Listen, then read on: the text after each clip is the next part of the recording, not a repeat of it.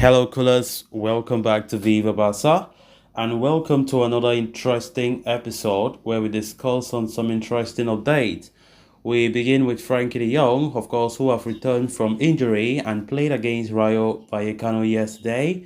He reacted after the game, of course, which was very disappointing result to us. We are going to discuss on what the midfielder said as we progress. Secondly, talking about 18-year-old striker Vitor Roque, as sporting director Deco, gives update about his registration situation. We are going to discuss on everything he said. So as we get right into it, please do ensure to subscribe if you haven't. For those who are just coming across the channel for the very first time, you are so much welcome. Consider liking the video and please watch it right up to the very end. Barcelona could only salvage 1 point in today's clash against Rayo Vallecano, with the host maintaining their unbeaten record against Barcelona under Xavi Hernandez. One of the primary sources of attention on the field was Frenkie de Jong, who returned to the starting 11 after spending 2 months out on the sidelines. Despite the game ending in a draw, the Dutchman picked up the official Man of the Match award. Commenting on his display in the post-match interview, Frankie gave his 2 cents on what the game entailed. When asked to speak on being crowned the Man of the Match trophy, Frenkie de Jong humbly claimed that, he was not at his best. He said, "I was not good today. I didn't feel good," he said. Barcelona's performances as of late have been anything but satisfactory, with inconsistency holding sway. Frenkie recognized the team's underperformance as he stated, "We haven't played well, we haven't been at the level we can be, we have to keep working hard to improve," he said. Injuries have particularly caused the team to go adrift, with Pablo Gavi being the latest victim to have suffered a blow. De Jong said, "We have had many injuries that have affected the whole team. There is still a season to come back," Frankie professed. "I think all of us ran as hard as we could, but when we had the ball, we weren't that good."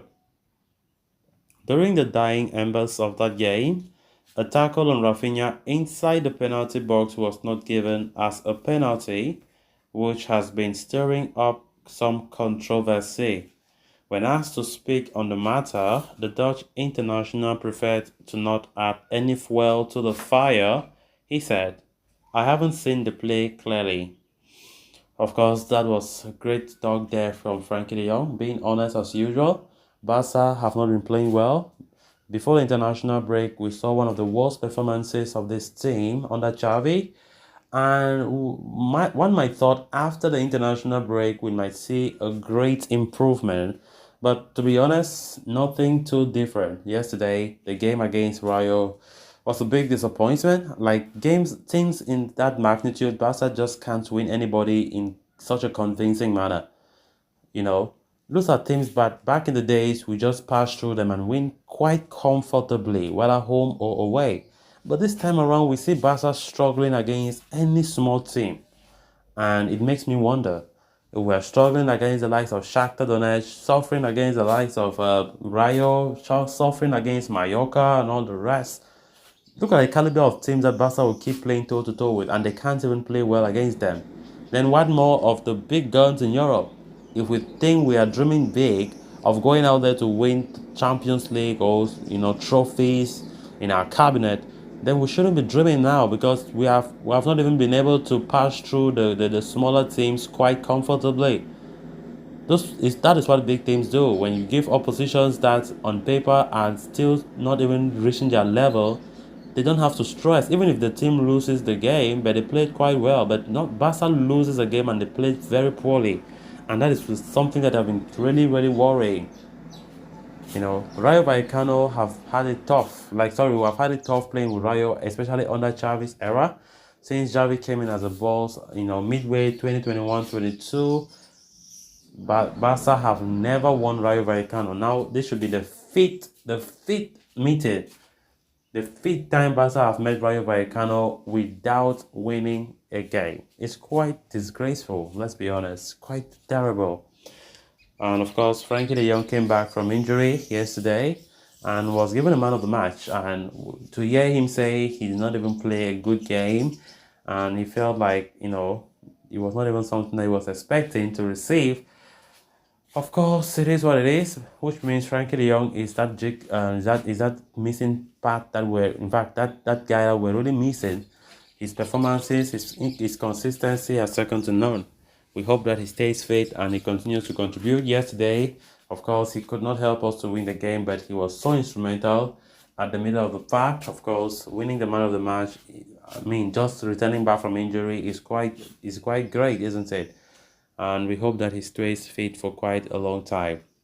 Gavi carried his own injury last week, and of course, we hope and we continue to wish him a speedy recovery.